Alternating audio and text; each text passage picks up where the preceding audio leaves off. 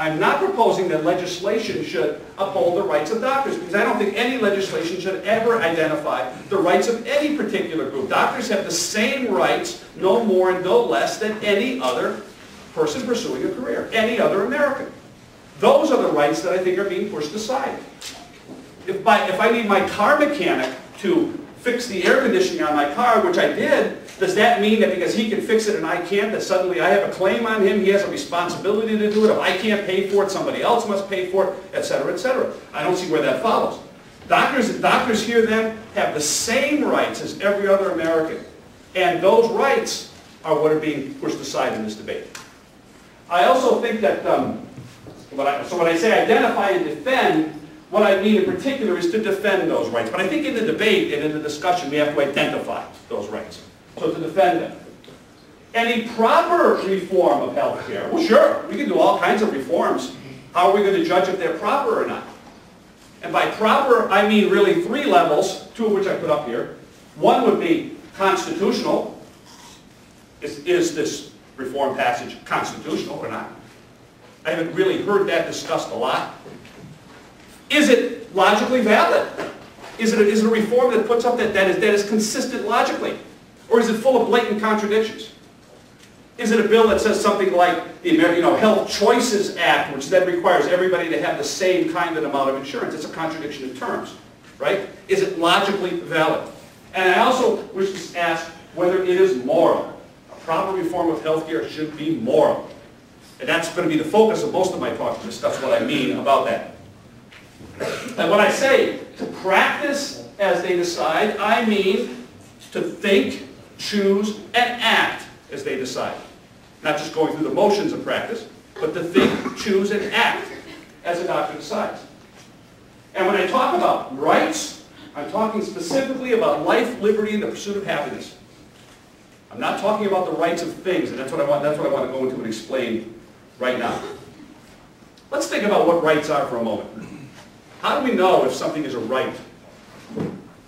Now I submit that we know something is a right if we can identify it very, very deeply with our nature.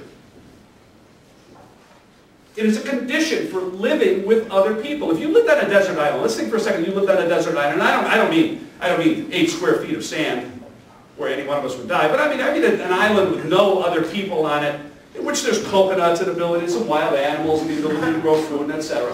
What would you do? How would you determine your rights on that island? And the answer is, I submit, the idea of rights would never come up. You'd never think about, do I have the right to do this? What you would ask is it right for me to do it? Is it right for me to do it? And that's the source of rights. On that island, you would have to determine, is it right for me to harvest the coconuts? Is it right for me to hunt down wild animals, or should I domesticate them? Is it right for me? And all these rights, the things that you would determine to be right for you, are all actions. You see, is it right to take this action or that action? You could not. You could, but the results are not going to be good. Shut your eyes and wish for food to fall out of the sky on you.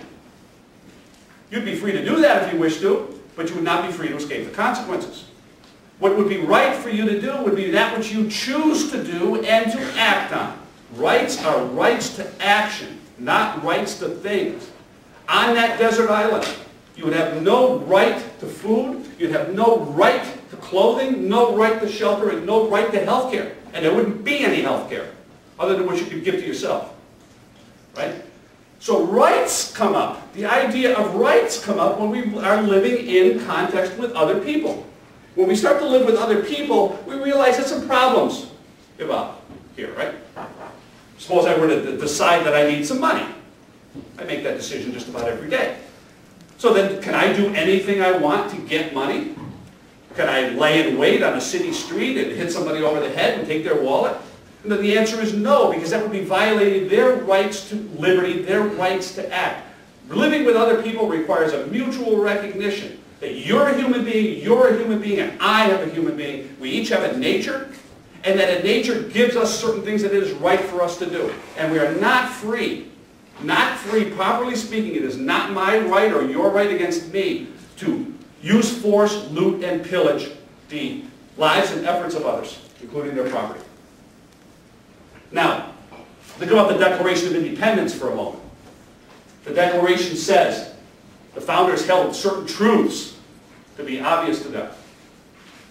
That all men were endowed. In other words, it's part of their nature, not granted to them by government. Rights are not granted by government. They are part of your nature, properly understood. Endowed with certain inalienable rights. Inalienable means may not be separated from your nature.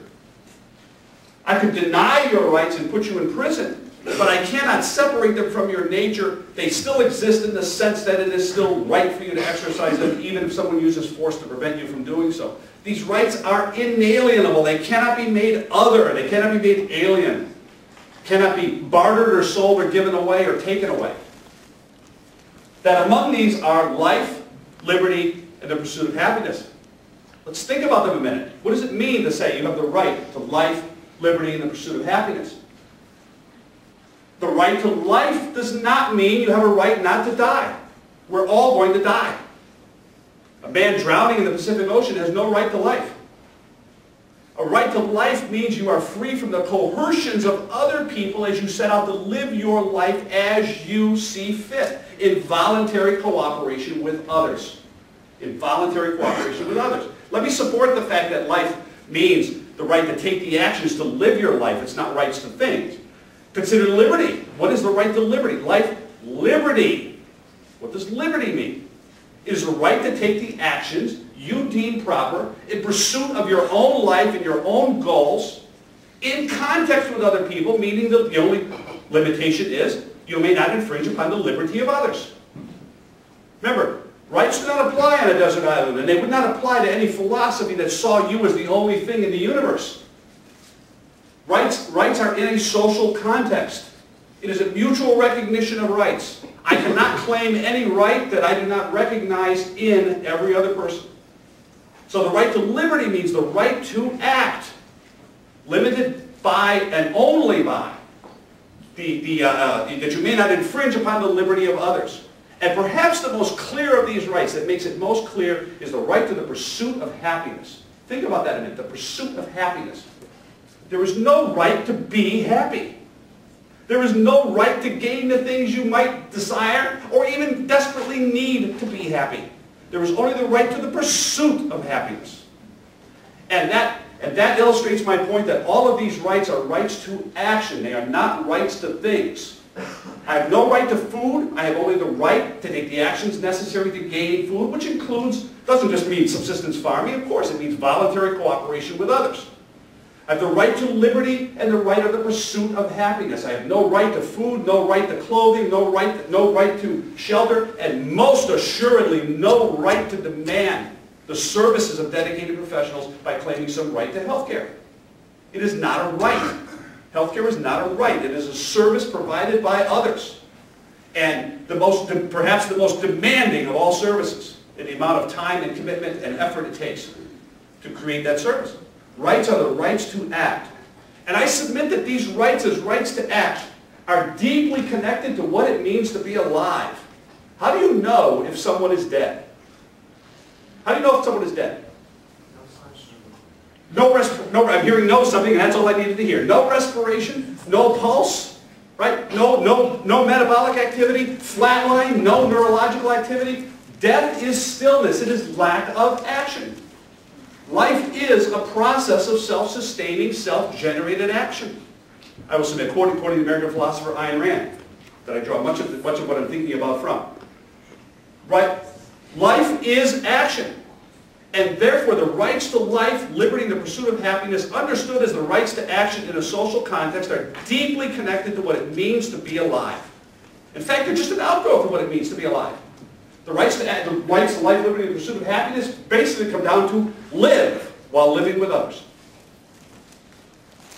And so, I submit that these rights reduced down to the basic meaning of what life is, and then we make it very personal. It means you have a right to your life.